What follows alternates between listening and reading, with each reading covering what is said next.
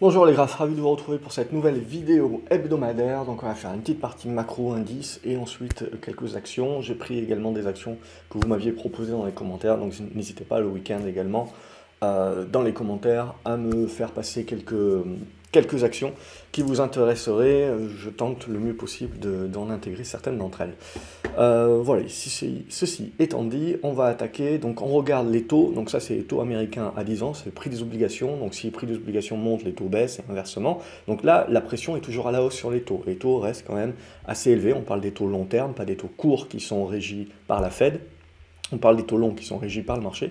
Le marché, ce qui nous indique en gros, c'est que pour l'instant, il voit que l'économie est toujours résiliente et donc il pense qu'on va continuer d'avoir une augmentation des taux. Mais on le voit dans les statistiques d'inflation, ce que l'on voit également, c'est le fait que l'inflation commence à plus trop baisser. Alors on est toujours sur la bonne pente, mais on a les prix à la production qui remontent un petit peu, on a les prix de l'énergie, notamment du pétrole, qui ont bien remonté. Il ne faut pas oublier que l'année dernière, on était quasiment au plus haut sur les prix du pétrole et que depuis, ils n'ont cessé de baisser. Donc sur un an glissant dans les statistiques d'inflation, ça aide énormément et ça apporte justement un surplus de déflation même, et donc qui permet cette désinflation. Voilà, donc on arrive dans ces éléments-là, si vous voulez, où, comme je vous avais dit, il va falloir encore des semaines et des mois, et ça sera certainement que sur la fin de l'année qu'on commence réellement à avoir des statistiques qui vont nous démontrer que le consommateur commence à tirer la langue. Parce que c'est ça, ce en quoi on est en train d'attendre, si vous voulez, c'est à un moment donné, on se dit qu'il y a la désinflation, oui, mais ça bloque, c'est-à-dire qu'à un moment donné, le plus gros de la baisse a eu lieu. Qui plus est maintenant, le pétrole, l'énergie ne fait pas autant baisser l'inflation qu'auparavant, donc vous avez besoin que le reste prenne le relais.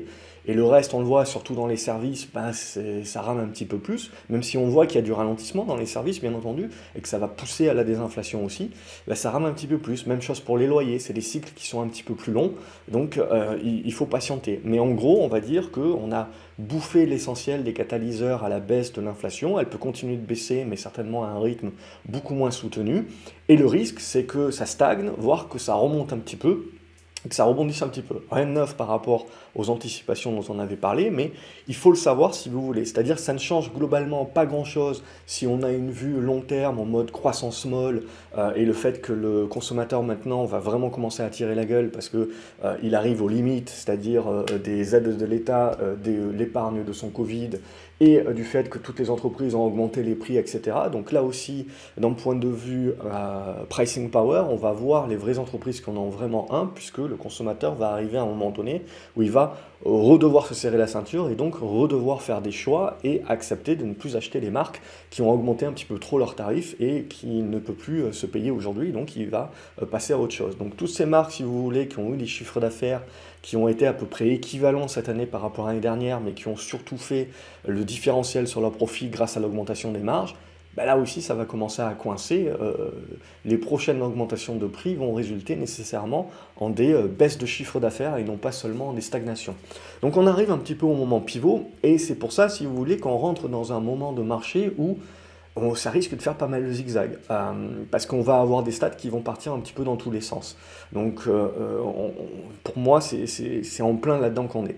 Donc ce que je regarde au niveau des taux, c'est qu'est-ce que pense le marché. Et à ce stade, le marché, qu'est-ce qu'il me dit? Il me dit qu'on va vraiment se faire du souci sur le ralentissement éco et changer le narratif en mode oh mon Dieu, mais t'as vu, ça y est, le consommateur commence à tirer la langue, ça y est, les entreprises commencent à tirer la langue. Oh, et puis mince alors, je me souviens que l'année prochaine, il va y avoir quand même pas mal de dettes à repayer, à refinancer, et les taux, ma foi, ils sont 2 ou 3 fois supérieurs à ce que les entreprises avaient prévu, donc ça risque de bloquer à un moment donné. Et ma Fed ne va pas baisser les taux tout de suite, et ma Fed éventuellement, même si on a un ralentissement éco, il ne sera pas non plus très puissant, en tout cas au début, donc ça va encore s'étirer longtemps, et la Fed n'est pas connue pour être proactive, donc ils vont attendre, et les taux vont rester élevés, et comme les taux sont supérieurs à mon inflation, ben c'est vraiment maintenant en fait, en ce moment même, depuis quelques semaines à peine, que je suis vraiment dans des éléments contraignants, monétairement parlant. Alors que toute l'année dernière, tout le monde s'est offusqué qu'on montait les taux, etc. Mais je n'étais pas contraignant parce que mes taux montaient certes, mais ils montaient moins fort que mon inflation. Donc en fait, j'étais toujours dans une politique accommodante. Rien de neuf si vous suivez ces vidéos, on est en plein là-dedans, je synthétise. Donc nous, ce qui va nous intéresser maintenant, c'est à quel moment le marché change un petit peu son narratif et arrête un petit peu en mode inflation, ennemi public numéro un, et donc du coup, si elle baisse, youpi olé, et se dire, ok, si mon inflation baisse ou commence à stagner, etc., et que mon consommateur commence à tirer la langue, stagflation et compagnie, on ressort les gros mots. Et ça, on le verra uniquement si le prix des obligations commence à remonter. Et on le voit, donc casser cette oblique ici, et ensuite casser l'horizontale sur les 98. Et si vous avez ce double combo, enfin c'est pas un double combo, c'est une palissade, ce combo, là, le narratif aura changé, et vous verrez que plus personne ne parlera de l'inflation, tout le monde s'offusquera sur le consommateur est en train de tirer la langue, et le soft landing qu'on avait plus ou moins pricé, etc., peut-être qu'il ne sera pas si soft que ça. Mais là encore, ça sera des anticipations de marché, parce que potentiellement, le moment où réellement les statistiques économiques vont nous démontrer que oui, ça va commencer à vraiment tirer la langue, c'est potentiellement qu'au premier ou au second trimestre, même je dirais premier ou second trimestre 2024. Okay, mais le marché est une bête qui anticipe. Donc à ce stade-là, je dirais qu'on a valorisé le meilleur des mondes possibles, et que donc ce qu'on est en attente, c'est petit à petit que le narratif change. Et ça ne change pas du jour au lendemain, même pour un marché qui fait les choses rapidement. Donc vous allez avoir du yo-yo, du zigzag, un coup on va être positif, un coup plus négatif, etc. Ce que l'on voit, donc on voit pas mal les valeurs cycliques qui remontent la pente, surtout les valeurs pétrolières, gazières, et les valeurs technologiques qui tirent un petit peu plus la tronche. On le voit, les résultats sont passés, il y a eu un petit peu de tout. Ce qui n'était pas bon, on a vu la sanction, le tarif de groupe, c'était moins 20, moins 30%. Sans ménagement, même sur des trucs qui annonçaient des bons résultats, mais qui avaient une guidance, c'est-à-dire des attentes futures qui étaient limites, là aussi ça s'est fait défoncer, même sur ces dossiers qui n'étaient pas considérés trop chers, et puis les dossiers qui sont un petit peu plus chers, Nvidia n'a pas encore publié, mais quand on regarde les autres valeurs qui ont été très survalorisées par rapport à tout le bling-bling qu'il y a eu sur l'intelligence artificielle, ça se prend pas mal de bennes. Mais il y a un certain nombre de valeurs aussi qui résistent encore pas mal. Donc moi je regarde vraiment, j'attends vraiment de voir un petit peu comment les résultats de Nvidia vont être pris. On voit que vous avez déjà une dizaine de pourcents à peu près sur Nvidia, voire un petit peu plus, qui ont été délaissés. Donc ce qui n'empêche pas que les résultats peuvent être achetés sur le moment, mais qu'on construira éventuellement le top à ce moment-là. Donc ça sera pour la fin du mois globalement. Après, on aura Jackson Hole où on n'apprendra rien de nouveau. Powell nous dira exactement la même chose, c'est-à-dire en mode oui, l'inflation est en train de baisser, mais c'est pas suffisant. En plus, voilà, ça risque peut-être un petit peu plus stagner, donc d'être beaucoup plus long cet exercice de baisse de l'inflation.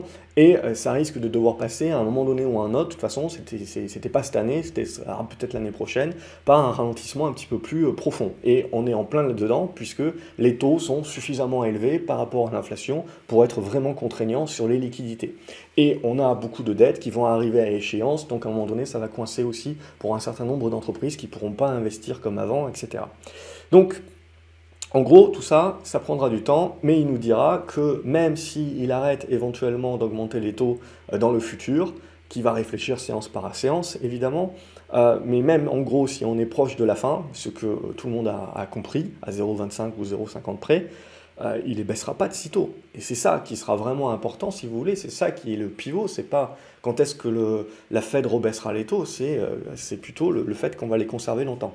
En 2006, 2006-2007, la problématique, ça a été surtout que la Fed a maintenu ses taux de manière élevée très longtemps, voire trop longtemps, et que quand finalement on s'est rendu compte que ça ne serait pas juste une soft récession, il était déjà trop tard. Et vous avez beau baisser les taux, si vous voulez, il faut une gestation de 9 mois, 12 mois avant que vous commenciez à avoir les prémices dans l'économie. Et donc là, c'est la même chose, si vous voulez, on commence à peine à avoir le gros des hausses que vous avez eu l'année dernière. Et il y en a eu beaucoup d'autres par la suite. Donc ça va commencer à s'accumuler. Donc c'est au moment, si vous voulez, où la Fed finalement annonce qu'elle va garder ses taux inchangés, mais qu'on a une inflation qui est plus basse et qu'on commence à tirer la langue, c'est là où ça commence un petit peu à tirer un petit peu plus la langue. Mais bon, Rien de neuf. Tant qu'on reste sous ces obliques et cette horizontale, ben, le marché, il reste un petit peu entre deux eaux, si vous voulez. Il ne se décide pas vraiment. On pourrait même continuer éventuellement à baisser. Il y a beaucoup d'experts, etc., qui jouent la continuité de la baisse des prix des obligations et donc l'augmentation des taux sur la base que la Fed va devoir continuer de monter ses taux parce que l'inflation ne va pas baisser si facilement que ça. Moi, je pars du principe, si vous voulez, que c'est vrai, mais en même temps, la marge de la Fed, elle sait très bien que si elle continue de monter les taux, ça va craquer quelque part. Et l'année prochaine, et surtout en 2025, vous avez beaucoup de sociétés, notamment des sociétés immobilières, qui doivent se refinancer. Pour certaines d'entre elles qui sont dans l'immobilier, ça risque d'être un petit peu plus compliqué, qui sont dans l'immobilier de bureau, etc., ça risque d'être un petit peu plus compliqué, mais ce qu'on veut éviter, évidemment, c'est la crise systémique, les paniques, etc. Parce qu'on a vu, dès qu'on est sur des actifs qui sont peu liquides, en mars dernier, avec un certain nombre de banques régionales, la panique qui a lieu casse complètement le système, si vous voulez. En gros, le système pourrait survivre, mais c'est le fait que vous ayez une panique et un retrait massif d'argent à un moment donné X qui finalement crée le propre cauchemar que les personnes s'imaginent en paniquant et en retirant. Donc ils créent eux-mêmes leur propre peur. Mais toujours est-il, voilà, c'est toujours été comme ça que ça fonctionne. Et on n'est pas à l'abri donc d'aller taper également le même genre de choses d'ici quelques mois. Donc pour moi, les banques centrales sont coincées. Hein, je ne change pas mon fusil d'épaule. Ils peuvent monter s'ils veulent un petit peu plus, mais à un moment donné, s'ils les montent encore, ils seront obligés en catastrophe de les rebaisser. Moi, ça ne fera que prouver la perte de confiance. Et le pire qui puisse arriver sur le marché, c'est que le marché perde la confiance vis-à-vis que la Fed gère la situation. Et je pense que pour moi, ce début d'année 2023 démontre que le marché avait repris une énorme confiance dans les banques centrales en réalisant qu'elles réussissaient leur mission qui était de juguler l'inflation tout en permettant à l'économie d'être résiliente. Elles n'y sont pas vraiment pour grand-chose, hein, si vous voulez. C'est surtout pour moi le côté exceptionnel de la réaction des États et des banques centrales vis-à-vis du Covid qui a fait qu'on n'était pas dans une récession ou dans une crise normale et vous avez dû avoir un cycle beaucoup plus long de dissipation des richesses avant qu'on commence à tirer la langue et à rentrer, je dirais, dans un cycle plus normal.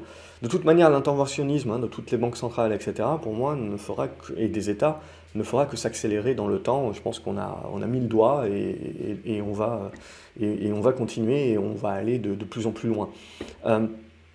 On aura l'occasion de toute façon de refaire des vidéos pour parler plus précisément des objectifs, etc. Mais mon idée, elle est là. Si on reste objectif, on attend le signal du marché obligataire et pour l'instant, on n'a pas encore le signal. D'un sens ou de l'autre d'ailleurs. Le pétrole est toujours très propre, on a cassé le biseau descendant par le haut, on est en train d'arriver sur l'horizontale. Donc là, c'est le money time, c'est là où ça se joue. On peut consolider un petit peu, mais tant que cette consolidation ne va pas nous ramener en dessous des 80 $, à 79 $, on n'a pas une invalidation. Maintenant, attention, si ça vient à être le cas, ça veut dire que le pétrole nous annonce également qu'il pense que l'économie va tirer la langue sérieusement. Et l'économie au sens large, pas que l'Occident, mais au sens pays émergents aussi. Donc ça aussi, le pétrole, on s'en sert comme indicateur. Donc à ce stade-là, on voit qu'on a un bon rebond, on arrive sur résistance, il y a une phase de congestion conso probablement qui doit se mettre en place. Et là, si ça casse par le haut, tout le monde sera là en mode « Ok, c'est positif sur la résilience de l'économie, mais en même temps, ça va relancer l'inflation. Si ça relance l'inflation, ça empêche mon consommateur de pouvoir acheter d'autres biens. Donc ça va limiter les profits des sociétés. Donc mes sociétés vont limiter leurs investissements, etc. et les augmentations de salaire et tout ce que vous voulez, parce que là aussi, il faut prendre en compte aussi que les augmentations de salaire ont permis de compenser l'inflation dans le consommateur moyen. Et du coup, finalement, un pétrole qui monte à court terme, on peut se dire youpla olé pour l'économie, mais ça veut aussi dire, en mode la Chine peut-être redémarre ce que vous voulez, mais ça veut aussi dire que derrière, vous prenez la récession. Donc, dans un sens ou dans l'autre, si vous voulez, à un moment donné, il y a une étape ralentissement économique dans le narratif qui viendra. La question, ça sera juste de savoir la profondeur et puis le delta de temps. Mais pour l'instant, voilà, on en est là. Donc pour moi, je serai toujours positif au-dessus des 78-80 $, et cette zone des 88-89 à franchir, pour continuer de lancer la hausse, mais je pense plutôt qu'on va peut-être rentrer dans une zone un petit peu de consolidation et de congestion, et c'est la sortie qui nous permettra de jouer la suite. Je vais faire dans l'ordre alphabétique, donc on va prendre le CAC 40, donc le CAC 40 est haussier, tant que vous allez conserver de toute manière une zone, je dirais, entre les 7100 et les 7150, on va rester dans une dynamique haussière, c'est juste que, voilà, à court terme, ça rame. Donc, on n'a pas de relance haussière tant qu'on ne redépasse pas les 7005 pour aller chercher 7006. De toute manière, même si on devait relancer au-dessus des 7005, pour moi, le potentiel serait assez restreint dorénavant. Donc, je vois plus, si vous voulez, du risque par rapport... Le ratio gain-risque ne me paraît pas intéressant. Et ça fait plusieurs mois que je dis ça sur le CAC 40. Et vous voyez, on zigzague, on tient la tendance, si vous voulez, mais on zigzague. Mais là, ça va se décider. J'avais passé aussi quelques mois précédents à vous dire, je pense que c'est au sortir de l'été, qu'on va arriver sur pas mal de figures, sur pas mal de choses, où ça va se décider. Et on y arrive. Donc on est en train d'arriver sur ces niveaux-là.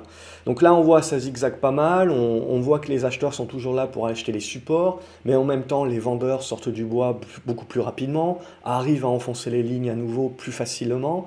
Donc les acheteurs sont toujours là, mais j'ai l'impression qu'ils s'usent un petit peu.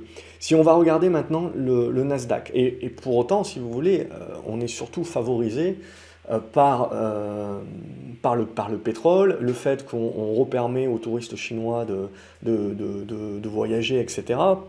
Donc si vous voulez, vous avez des news un petit peu épisodiques, en mode épiphénomène, qui permettent au marché de se maintenir, mais la tendance de fond, je trouve, est beaucoup plus lourde. Maintenant, il n'y a pas de signal en tant que tel, c'est un sentiment de marché à ce stade-là. Si on va regarder le Nasdaq, même chose. Hein, on est toujours haussier, bien entendu. Je veux dire, même si on venait à revenir au-dessus des 13 700, il faudrait considérer, ça serait une belle chute, mais il faudrait considérer que la tendance de fond est encore haussière. Donc il ne faut pas sous-estimer, si vous voulez, qu'on est monté très haut, très fort, et qu'à un moment donné, on peut décider soit de consolider limite à plat en mode zigzag, soit d'y aller fort pour une raison X ou Y, on joue à se faire peur sur une news qui sort, peu importe. Mais c'est ça le risque aujourd'hui, c'est en ratio gain-risque, c'est ça les réflexions qu'il faut se poser. Est-ce que vraiment ça vaut le coup, pour aller chercher 2% de gain, de risquer potentiellement 5? C'est ça les questions à se poser. Donc là, ce que l'on voit, c'est qu'à court terme, on a un petit peu de mal, on casse des supports, mais on ne lâche pas non plus vraiment. On voit qu'il y a toujours des acheteurs qui achètent les supports, ça rebondit, ça bloque sur une résistance, les vendeurs arrivent à relancer. Donc on sent que voilà, il y a sa bataille, si vous voulez. Les acheteurs perdent de la force, mais ils sont toujours là. Ils sont clairement toujours là et on ne peut pas, pour l'instant, dire encore que ça va lâcher. Par contre, les 15 000 points, là, si ça lâche, je pense qu'on peut accélérer éventuellement la baisse. Et je continue de viser les 14 900 qui sont pour moi un gros niveau. Et à terme, les 14 700. C'est les deux niveaux que je viserai là, avant d'entrevoir éventuellement une volonté de rebondir et de me dire qu'on a une zone de résistance entre la zone des 15 200, 15 300 qui dorénavant redevient une zone de résistance. Et donc, une phase de congestion qui se construit. Et il faudra attendre que ça casse d'un côté ou de l'autre pour se dire on relance la hausse ou au contraire, on va corriger un petit peu plus fort. Mais on a lancé le mouvement, donc on voit bien que voilà, on a mis un terme, si vous voulez, à la hausse expo qui s'était mis en place. Et donc là, pour moi, on redevient dans une neutralité, hein, c'est pas baissier encore, bien entendu. Alors, c'est toute une question d'horizon de temps, bien entendu, mais sur une unité de temps journalière, je dirais pas qu'on est encore baissier. Pour moi, voilà, ça commencera à devenir un petit peu plus difficile, je dirais, sous les 14 700. Mais à ce stade, voilà, il faut considérer que les acheteurs ont encore de la niaque et que donc, on le voit, on va chercher les supports, ça achète. Donc, il y a toujours des rebonds qui se font, on les voit, ils sont assez rapides. Mais les vendeurs arrivent à les contrer. Et donc, petit à petit, ça va nous créer la congestion. Donc, on en est là aujourd'hui. Donc, pour moi, c'est une zone, si vous voulez, où on se place en attente. On ne peut pas vraiment décider. Et du coup, l'essentiel, c'est de réduire son risque et d'éviter de trop s'exposer en attendant que le zigzag se fasse, à moins qu'on soit très court terme, bien entendu. Et d'attendre les constructions, parce que vous allez avoir du zigzag qui va permettre de construire les figures. Donc c'est ce qu'on attend. Sinon, qu'est-ce qu'on peut regarder? On peut regarder l'euro-dollar, parce que là aussi c'est intéressant. On avait eu une tentative de sortie et donc de faiblesse du dollar. Et là, on a une reprise de la force du dollar avec une congestion qui se met en place ici. Et donc là, ça va être intéressant parce que si on casse par le bas, on va revenir chercher le bas de la figure sur la zone des 1,07, 1,08. Donc là, c'est intéressant pour nous, Européens, d'avoir des actions américaines, si jamais vous n'avez pas transformé déjà votre portefeuille en dollars. Mais en gros, ça peut être intéressant de quand même s'exposer aux actions américaines, mais attention, pas celles qui sont en tendance baissière, etc. Bref, il faut être sélectif, c'est là le danger. Mais c'est ça qui va nous intéresser. Parce que le jour où on casse vraiment ça par le bas, il faudra avoir un petit peu plus de prudence vis-à-vis de l'Europe, d'une part, mais ça voudra dire aussi que le marché va chercher refuge sur le dollar, donc ça veut dire qu'il commence réellement à se faire un petit peu plus de soucis sur le ralentissement éco. Donc là aussi, ça peut nous servir d'indicateur. Mais pour l'instant, ce que je vois comme faiblesse, et ça peut mettre encore du temps, mais c'est le fait qu'on a le refus de la cassure. Hein. On est allé chercher les résistances. Comme je vous dis souvent, moi je n'aime pas trop parler de refus de cassure ou quoi. Ce que j'aime plus, c'est retracer mes figures. Mais en gros, on est toujours dans la phase de congestion entre une zone, allez, les 1,06, 1,07 et la zone des 1,12. Et on attend.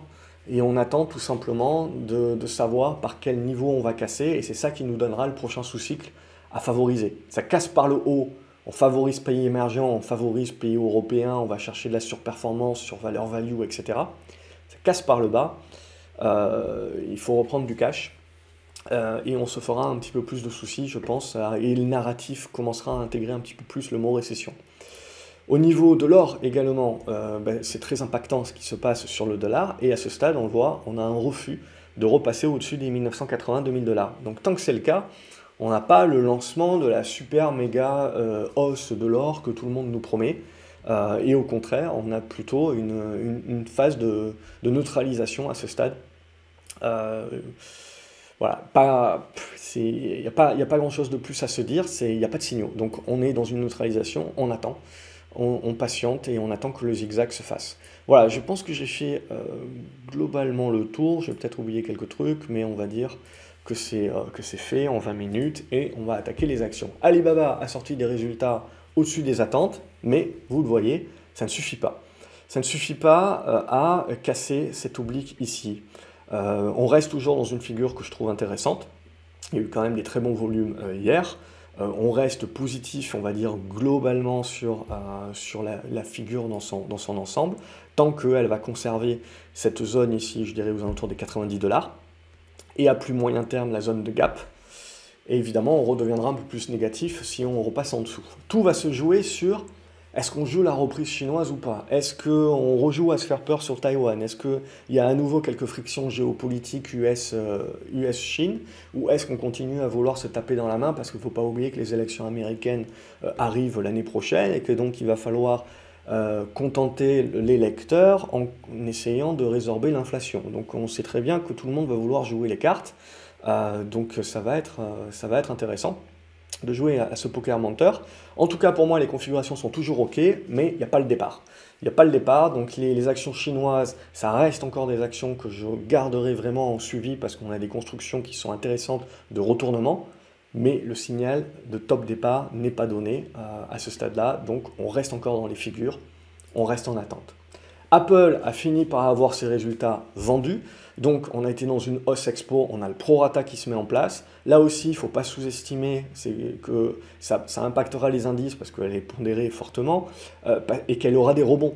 Okay, donc il ne faut pas sous-estimer qu'il va y avoir des rebonds et c'est ce qui va permettre aux indices également de faire le zigzag de la même manière que Apple fera certainement un zigzag et construira certainement une figure en biseau descendant. Donc là je pense qu'on arrive sur un premier niveau de soutien, on voit sur cette zone de gap et ensuite voilà la zone de résistance, on va la remettre ici sur les 185-186. Et donc après, il va falloir voir comment on va construire, comment on va faire le zigzag. Donc en gros, pour moi, on rentre typiquement dans un marché un peu plus de traders que d'investisseurs, parce qu'il va y avoir beaucoup de zigzags avec de la volatilité, ce qui est plus intéressant pour le trader que pour l'investisseur qui risque de voir son portefeuille gesticuler, mais pas faire grand-chose éventuellement. ArcelorMittal. Alors pour moi, tout ce qui est Aperam, Arcelor et Tutti Quanti, Pour moi, c'est des valeurs que je trouve très intéressantes et c'était le but de ma vidéo précédente et certains d'entre vous dans les commentaires justement ont fait écho à ça. Ça sera certainement des valeurs très intéressantes pour le prochain cycle. Maintenant, voilà, la question c'est de se dire, est-ce que le prochain cycle, on se tape une récession intermédiaire ou pas? Et donc ces valeurs-là peuvent se prendre un tir avant d'être à nouveau plébiscitées. Donc toute la question, voilà, et est-ce qu'on se prend un tir intermédiaire avant de partir dans des tendances très intéressantes sur ces valeurs-là, ou est-ce que d'ores et déjà on repartira dans des cycles sans passer par la case récession ou par un truc très pouillemesque? C'est toute la question pour moi pour les prochains mois et pour jouer 2024 globalement. Et on aura l'occasion de peaufiner un petit peu ces exercices-là. Mais pour moi, voilà, d'un point de vue long terme, ces actions-là sont des actions en mode long terme que je trouve assez intéressantes. Maintenant, graphiquement parlant, c'est mou, hein, on n'y est pas encore. On tente des rebonds, mais c'est des rebonds techniques, on bute sur les résistantes, donc c'est moyen moins. Qui plus est, si on casse ici par le bas, on va certainement revenir travailler cette zone des 23 euros. Donc en gros là, en termes de signaux purement graphiques, tant qu'on ne remonte pas au-dessus des 26 euros, on n'a pas grand-chose à se mettre sous la dent en termes de timing. ASM International, comme la majorité des valeurs de semi-conducteurs, a bien performé. Elle consolide aujourd'hui. Bessie Semi-conducteurs, c'est la même chose, hein. On est quasiment sur les plus hauts et on fait une petite baisse aujourd'hui. Et donc, ce qu'il va falloir voir, c'est des valeurs de bonne qualité. Donc, c'est globalement pas c'est des valeurs qui peuvent faire du prorata, si vous voulez, mais c'est des valeurs où les supports seront achetés. Donc, c'est pas les trucs qui vont tomber comme des couteaux, comme les trucs un petit peu de moins bonne qualité. Donc là, il faut s'attendre à chaque fois à ce que les supports soient achetés, que ça rebondisse et ça crée un zigzag, mais sur le haut des figures. Donc voilà, ASM International, c'est haussier point barre, c'est en consolidation éventuelle, ça peut revenir pourquoi pas sur les 420, il y a un autre niveau intermédiaire sur les 430, mais on va les laisser faire son temps. Atos, il y a beaucoup de personnes qui m'écrivent sur Atos, qu'est-ce que j'en pense, etc. Pour moi, le graphique est clair, hein. Vous avez deux étapes. Vous avez cette première étape ici, vous voyez, donc là clairement c'est déception du marché, donc tout le monde bazarde, personne n'en veut plus. Après on reprend un petit peu espoir, patati patata, et là c'est exactement la même chose, hein. C'est exactement le même truc, c'est déception, c'est tromperie, on peut même aller jusque là, c'est tromperie un petit peu sur la marchandise, donc plus personne n'en veut, il y a une augmentation de capital en épée de Damoclès, on ne sait pas les conditions, le prix, quand est-ce que ça va tomber, il faut que ce soit voté en AG, etc. Bref, vous avez beaucoup trop d'incertitudes pour maintenir le dossier, quelque part. Le seul truc qu'on peut faire, c'est à la limite y croire, mais ça risque de coûter cher. Donc la seule chose, c'est éventuellement de patienter, d'avoir juste une petite position peut-être pour se donner une poche de cash pour participer à l'augmentation de capital si vraiment vous projetez pour récupérer des actions évidentes, etc. Mais voilà, c'est vraiment de la projection. À court terme, on évite parce que du jour au lendemain, on ne sait pas trop ce qui peut être dit, ce qui peut être fait. Vous pouvez vous prendre plus 10 comme vous prendre un moins 10 de plus. C'est trop aléatoire. Donc à la limite, en intraday, il y en aura certains qui voudront jouer. Mais bon, chacun fait ce qu'il veut avec son temps. Moi, je passe mon tour. J'ai encore une position dans mon bas de laine dans l'idée d'attendre les communications pour savoir si je participerai à l'augmentation de capital ou pas pour récupérer des actions Nvidia. Mais dans la majorité des cas, hein, je me suis toujours rendu compte qu'en fait, il fallait attendre les splits et vous aviez toujours suffisamment le temps d'acheter en direct l'action Nvidia quand elle cotera, au prix qu'elle cotera, sans faire nécessairement une bonne affaire, la preuve est, hein, en ayant les actions avant. Des fois, il vaut mieux tout simplement attendre.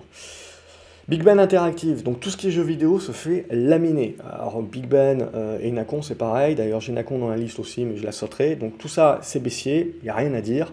Vous allez peut-être avoir du rebond technique à un moment donné, mais typiquement, je vous dis souvent qu'un dossier pas cher fondamentalement peut devenir encore moins cher.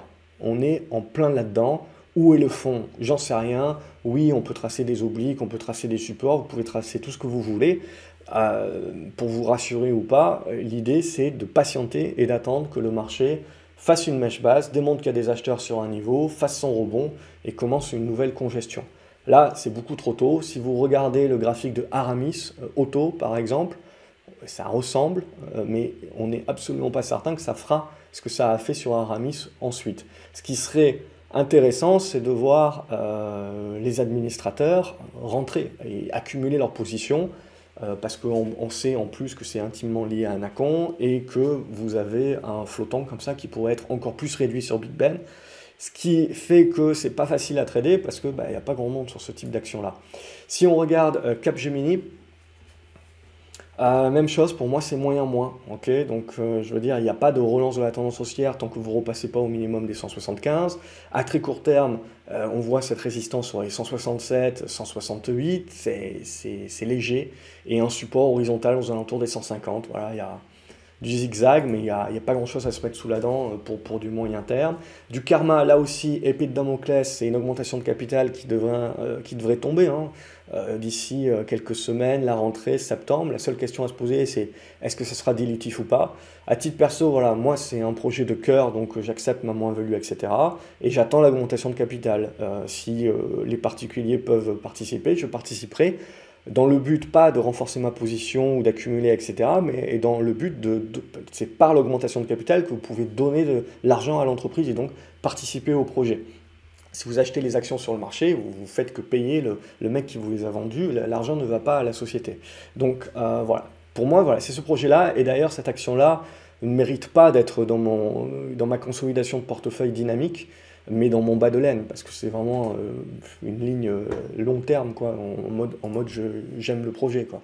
Même si ça risque de me coûter un bras, je trouve que c'est un projet qui serait bien d'amener à terme, même si c'est un gouffre financier à ce stade-là. CGG, c'est peut-être la seule bonne chose de cette semaine, c'est qu'on a eu une sacrée remontada de CGG, qui avait déçu sur ses résultats. Alors, ils avaient déçu sur la marge, etc., mais ils font des profits. Tout ce qui est offshore, etc., ça continue de partir plein pot. Je veux dire, il suffit de regarder des actions dont certains se souviendront, les recommandations comme Tidewater. Hein, regardez, enfin, les tracés de l'époque sont là. Hein. Donc on est là aujourd'hui. Donc on voit bien, si vous voulez, que voilà, l'offshore, ça y va gaiement. Donc pour moi, CGG, même si les marges un petit peu baissent, on est sur une pente ascendante, et en tout cas, on voit que le marché ne perd pas confiance et essaye de rejouer le titre. Bon, moi, je reste confiant là-dessus. Après, la route est encore longue, hein, faut pas me faire dire ce que je n'ai pas dit, mais il y a une très bonne réaction. Qu'est-ce qui se passe là sur Clariane? Clariane, on est potentiellement en train de construire la fin d'hémorragie. Mais alors, ça peut encore ramer un moment. Donc il faudra un minimum, vous voyez, repasser au-dessus des 7 euros, essayer d'aller chercher cette oblique. Et là, oui, on pourra commencer à parler retournement. Pour l'instant, nous n'y sommes pas. Au niveau de Coupang, les résultats ont été achetés, c'est positif, on reste OK au-dessus des 18. Donc on voit qu'il y a quand même un certain nombre de valeurs qui font des bonnes publications, qui sont achetées. Comme je vous l'ai dit, sur les actions chinoises, on n'y arrive pas. Donc Dada ne déroge pas à la règle. Et en fait, tiens, je vais enlever cette alerte. Et en fait, on reconstruit les figures pour moi. Donc je reconstruis comme ça. Voilà, et donc on va voir plutôt un long triangle ascendant. Donc on voit qu'on est potentiellement en train de revenir chercher le bas. On verra si on arrive à le tenir à ce moment-là. Mais voilà, tant que c'est une action qui est assez volatile, mais tant qu'on n'arrive pas à casser, ça va avoir du mal. Il y a les résultats qui vont tomber, je crois le 15 août, un truc comme ça. Alors avec les Chinois, on ne sait jamais trop, mais c'est prévu pour le 15 août. Donc ça peut faire bouger, comme on a vu pas mal les e-commerce asiatiques performer. Bah, une boîte de logistique, ça devrait être pas si mal que ça. Et ils perdent de l'argent, mais ils devraient être sur la route d'en gagner. Donc c'est ça qui fera peut-être le tournant. Je suis actionnaire, donc pas forcément objectif. Dassault Systèmes, pour moi, voilà, on est en train de revenir également sur une zone de support. On a reperdu toute la hausse. Voilà, c'est des constructions en zigzag, ça reste compliqué. Il n'y a pas grand-chose à se remettre sous la dent tant que vous ne redépassez pas les 39 euros en gros. DBV Technologies, je laisserai de côté encore. Là aussi, c'est un projet que je trouve intéressant, mais voilà, revenir au-dessus des 3,12 à minimum. L'uranium, alors ça va, pour une fois, je passe pas pour un couillon et je fais la vidéo dans le timing qu'il faut et ça part. D'habitude, c'est plutôt le contraire qui se passe. Mais l'idée, voilà, c'est qu'on avait la congestion, on a le break qui semble se confirmer, donc on voit la pression sur le pétrole, c'est pas que sur le pétrole, c'est de manière générale sur les matières premières. Et forcément, si vous voulez, à un moment donné, ça va avoir un impact sur les prix à la production des entreprises. Et donc, in fine, on va se dire, ah ouais, l'inflation va pas baisser tant que ça, patati patata. Des Richebourg, on a matérialisé, je dirais, un bon support. Donc, tant qu'on est au-dessus de ce support, on va rester positif. C'est une action qui est en ligne, hein, value cyclique.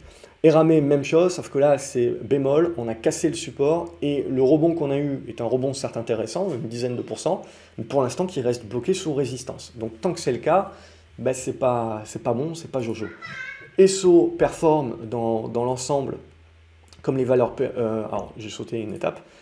On va repasser à ESSO. Donc ça performe bien, ça booste bien. On est en train, alors cette oblique, il y a eu du dividende, donc hop, elle saute.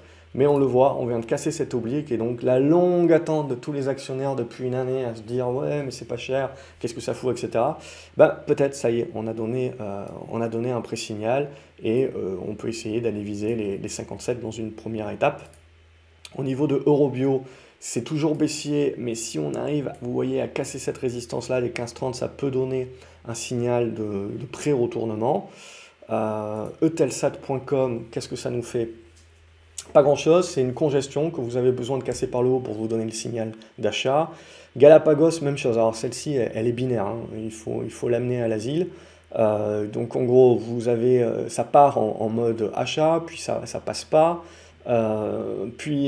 Derrière, vous vendez d'abord les résultats, puis vous achetez, puis finalement vous les vendez le lendemain à nouveau.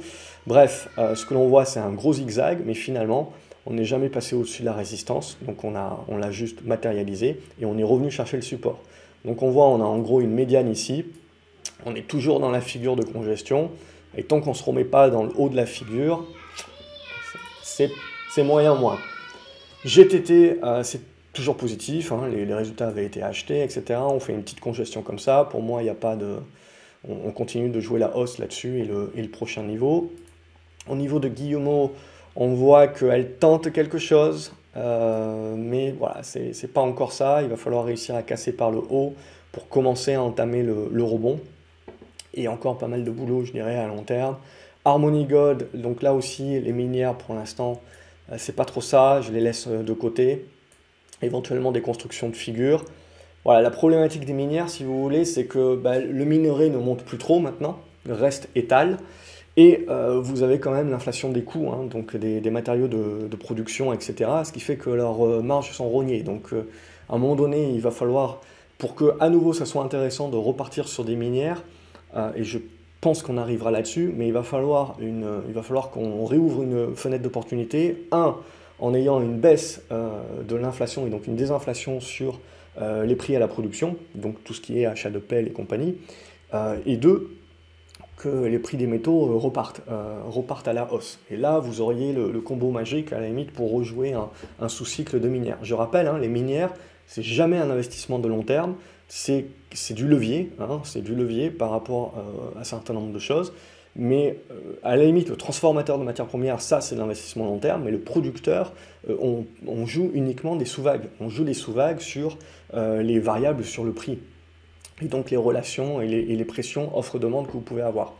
Hermès, on ne change pas pour moi, on reste dans un range, mais pour moi ça reste un range si vous voulez où ça gesticule beaucoup, c'est normal, ça reste des actions qui sont plébiscitées, donc à chaque fois que ça revient sur un support, c'est acheté, hein, faut pas s'attendre à ce que ces actions deviennent faibles du jour au lendemain, elles vont rester fortes, mais globalement, ça reste du range, on le voit. Et donc comme le CAC 40 est surpondéré là-dessus, faut pas s'attendre à des miracles sur le CAC 40, je veux dire... Donc on est toujours en range, et pour moi, le seul moment où ça risque de dégueuler un petit peu plus fort, c'est le jour où vous voyez le pivot là, on passe sous la zone des 1800. Sinon, ça va gesticuler encore. Inat Pharma aussi, c'est le truc, on attend, mais pour l'instant, il n'y a pas grand-chose à se mettre sous la dent tant que vous ne remonterez pas au minimum au-dessus des 2,90. Calré, avant de passer à LVMH, mais Calré, c'est toujours positif, mais voilà. Le truc, c'est qu'il faut construire une figure. Alors, je la trace n'importe comment à ce stade-là parce qu'on manque de points d'impact, mais dans l'idée, c'est quelque chose comme ça que j'aurais envie de voir. Donc, c'est toujours une tendance haussière de fond, mais à court terme, vous avez du zigzag qui va permettre de construire la figure, et c'est la sortie de cette figure-là qui permettra éventuellement de relancer la hausse. Donc pour l'instant, il y a peut-être encore un petit peu de zigzag et d'attente pour déterminer la construction. LVMH, c'est la même truc que Hermès, donc j'ai envie de passer un petit peu rapidement là-dessus, mais juste on va peut-être retracer un petit peu la figure, peut-être un petit truc comme ça. Mais on est dans les mêmes idées, hein. On est dans des grandes figures, des larges figures, et donc ça veut dire que ça peut gesticuler encore longtemps sans donner de tendance claire. Et donc pour l'indice aussi, bah, ça veut dire pas de tendance, mais ça ne veut pas dire le marché n'est pas inintéressant. Donc faites attention là sur l'illusion des indices dorénavant qui va marcher à l'envers, c'est-à-dire que quand on va regarder les indices, on va se dire ouais c'est pas terrible, ça pue un peu, etc. Mais ça vous donne une fausse vue parce que c'est pas forcément toutes les valeurs qui sont moches, c'est surtout toutes celles qui ont bien performé, qui vont corriger et qui commencent à être moches et qui sont surpondérées dans l'indice. Donc ça sera encore plus important maintenant de sortir un petit peu du cadre des indices, de beaucoup moins les regarder, et de regarder plus des indices sectoriels ou des valeurs en direct. Morel et Prom, ça gesticule pas mal, on a vendu les résultats, donc ouais, vous voyez la volatilité du machin. Donc c'est compliqué à ce stade-là, on va le voir comme ceci, tac, on va prolonger cette oblique, on va prolonger celle-ci, donc à ce stade on va se dire que c'est encore ok. Mais ouais, c'est le genre de truc que j'aime pas trop parce que c'est quand même un petit peu méchant. Mais bon, comme c'est GG, ça remonte un petit peu la pente, donc je dirais que c'est les prochaines séances, les prochaines semaines qui vont nous permettre de décider. MGI Digital, c'est toujours OPable, ça sera OPable à un moment donné ou à un autre, mais pour l'instant, graphiquement parlant, on a encore un petit peu de mal. Il faut voir si on arrive à construire quelque chose comme ça, mais c'est surtout sur cette oblique ici, vous voyez, et ça qu'assure qu'on vous aurez un signal. Au niveau de Moule Invest, comme la plupart des valeurs liées aux matières premières font une remontada, on a certainement une zone de résistance là aux alentours des 28-29 euros qui bloquera un petit peu et qui nous permettra de construire la figure. Et ensuite, le retournement, c'est quand on cassera ça. Tant qu'on ne casse pas ça, c'est pas encore bon. Nacon, c'est pareil que Big Ben, il faut laisser faire pour l'instant. Neoen, même chose, on avait tenté un petit quelque chose, on repasse sous les supports, c'est moyen moins, il faut patienter, pas grand chose de plus que ça. Nvidia, donc on voit qui tire un petit peu la tronche, on casse cette oblique ici. Alors, il faudra voir si le marché pensait, comme moi, qu'elle était importante. Apparemment, pas trop, puisqu'on l'a cassée assez facilement. Mais en gros, voilà, on va revenir chercher, pourquoi pas, cette zone de support. Il faudra voir comment sont les résultats. Il ne faudra pas sous-estimer que si on a pas mal baissé maintenant, les résultats peuvent être achetés. Mais nous serons dans l'incapacité quand même de nous faire remonter au-dessus des 440 $, je dirais, voire un petit peu plus haut, 440 à 450. Et donc limiter et donc valider plutôt le fait qu'on est rentré dans une phase de stagnation. Et à la limite, si les résultats sont achetés et nous font remonter sur les 440 et voire plus, c'est peut-être même un point de short idéal. Donc on attend pour l'instant, hein, c'est le genre de valeur, si vous voulez, où il ne faut pas croire que les acheteurs vont se barrer du jour au lendemain. C'est-à-dire vous pouvez avoir des pressions baissières, etc. Mais les supports seront certainement achetés et compagnie. Bref, ça risque de redevenir plus volatile. Mais il y a un certain nombre de zigzags. Pour du trader, c'est ce genre d'actions qui restent très intéressantes, hein. PayPal, faut laisser tomber. Moi, à ce stade-là, c'est la deuxième fois que les résultats sont vendus, si vous voulez, avec encore des gros gaps. Donc, il n'y a pas grand-chose de plus à dire. Pierre et Vacances également, c'est léger. Tant que vous n'allez pas avoir la capacité de revenir au-dessus des 1,60, je vois pas trop d'intérêt à ce stade, mis à part pour les gens qui veulent anticiper. Rheinmetall, donc fait une petite consolidation, rien de bien méchant à ce stade. On peut tracer plusieurs choses, etc. Mais là aussi, on arrive un petit peu aux limites. Alors on sent de temps en temps une petite escalade supplémentaire sur la guerre, mais tout le monde s'en fout, quoi. C'est bien dommage. Il y a encore des gens qui sont en train de mourir là-bas, mais j'ai l'impression que tout le monde s'en fout maintenant. Voilà, bon, sinon, on est en train là aussi de construire des figures plus larges en triangle. Saint-Gobain est au plus haut, très bien, on a valorisé le meilleur des mondes possibles. Qu'est-ce qu'on peut faire de plus? C'est the question. Donc on en est là, à ce stade-là. Pour moi, c'est haussier, on peut consolider à plat, corriger un petit peu plus fort vers la zone des 58 et compagnie. Tant qu'on va conserver à moyen terme cette zone des 57, on va rester positif. Sanofi, avant de passer sur Sartorius. Sanofi, ça reste toujours dans une belle figure. Encore faut-il la casser par le haut.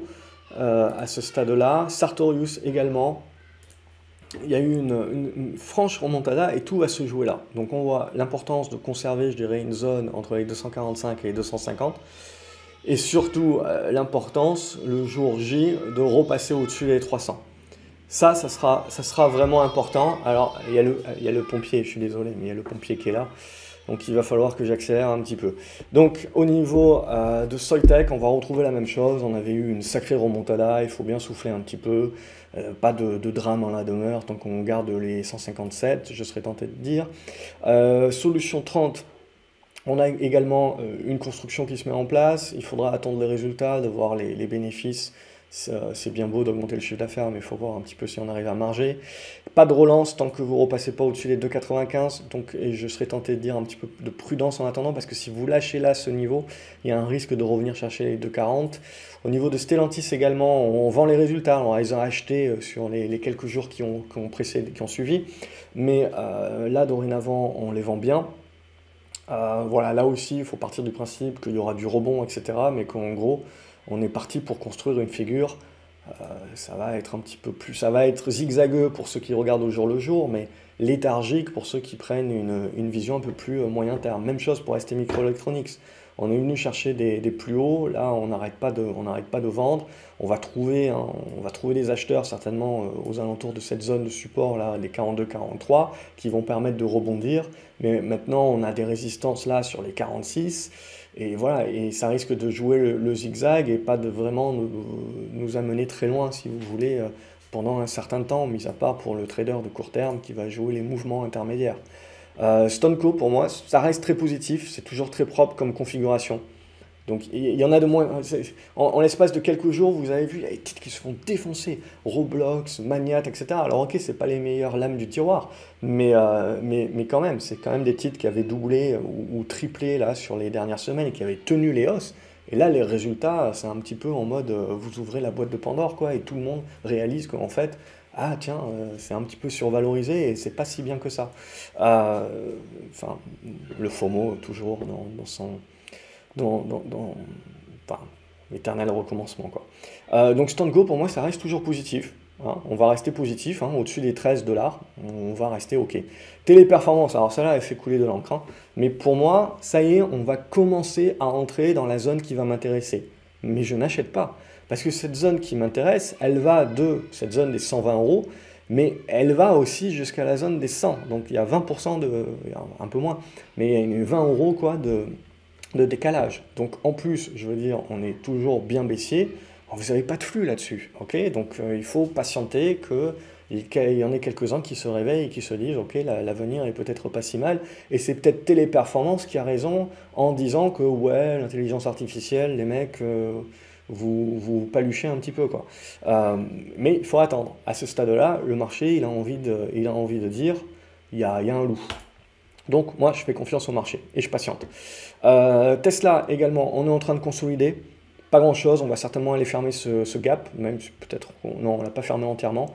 Après, voilà, c'est des titres où il faut s'attendre, là aussi, à ce qu'il y ait des rebonds et qui nous permettent de construire la figure. Mais on est dorénavant en dégradation, dans une phase de neutralisation et de normalisation. Et clairement, c'est ce dans quoi on est en train d'entrer maintenant, plus ou moins de manière agressive pour certains titres, mais c'est une phase de normalisation.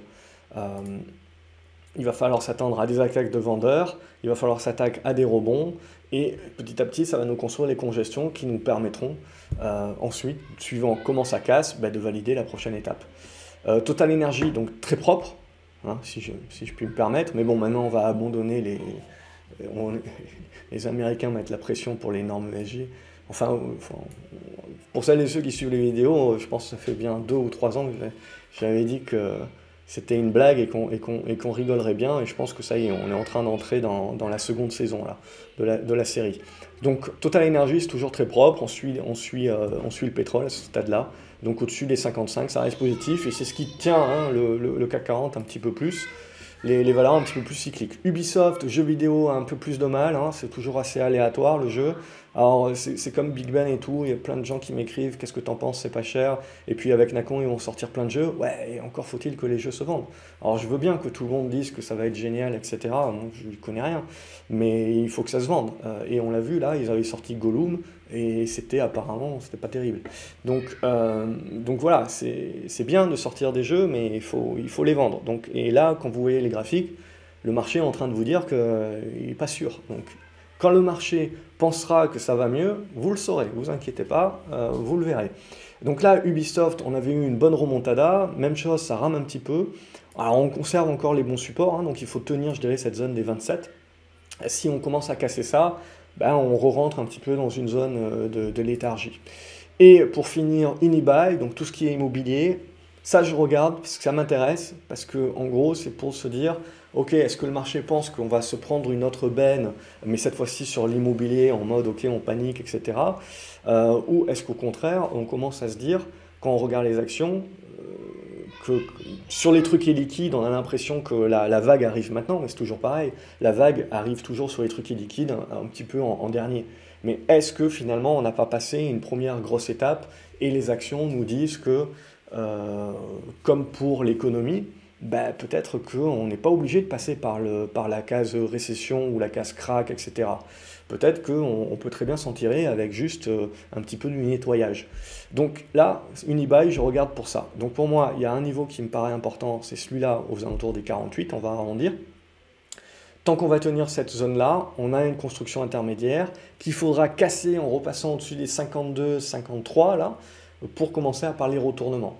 Et après, il y aura cette oblique ici qui nous permettra de nous dire, ah ouais, Niel quand même, peut-être qu'il a une vista et que ça vaut peut-être le coup de se dire que oui, l'immobilier de bureau et l'immobilier commercial peuvent passer un sale quart d'heure, mais là encore, si on est sélectif et si on va sur du premium, etc., de la localisation et de la niche, bah, il y a toujours un marché pour ça. Ce qui se fait dégommer, c'est les trucs un petit peu trop généralistes, survalorisés, mal localisés. Toujours pareil, on fait du nettoyage et on nettoie les trucs pourris d'abord. Et les trucs de qualité, en règle générale, ça se maintient. Voilà pour cette vidéo. Comme d'habitude, n'hésitez pas à me dire ce que vous en pensez dans les commentaires, si ça vous plaît, des actions que vous trouvez intéressantes, pas intéressantes, peut-être certaines choses que vous voudriez que je mette en avant. Je vous souhaite de passer un bon week-end. Je vous dis à lundi, même s'il y a le long week-end pour certains d'entre vous. N'oubliez pas de liker les vidéos, ça motive, ça me permet de voir que la vidéo vous plaît, donc de continuer, premièrement, voire de pousser sur d'autres vidéos que vous pouvez me demander en commentaire aussi, s'il y a des choses que je passe trop rapidement. Alors j'ai fait beaucoup de vidéos, mais j'aime bien faire de la redite, hein, ça fixe la notion, il paraît. Et abonnez-vous à la chaîne en cliquant sur la petite clochette, comme ça vous ne loupez pas les prochaines vidéos. Et voilà, ça me fait toujours plaisir de voir que le travail est partagé, est apprécié et que vous êtes de plus en plus nombreux et ça me motive à faire plus de choses, malgré mon temps limité, mon temps restreint. Mais en ce moment, voilà, j'aime bien quand les marchés baissent un petit peu, ça me permet de prendre un petit peu de recul, même si j'ai eu quelques positions short à suivre. Ça me permet là de profiter un petit peu peut-être le jour de repos, ça faisait un moment que je n'avais pas pris un petit peu de recul sur les marchés. Peut-être que ça me donnera une meilleure vue, qui sait. Excellent week-end à vous les graphes et à la prochaine. Salut.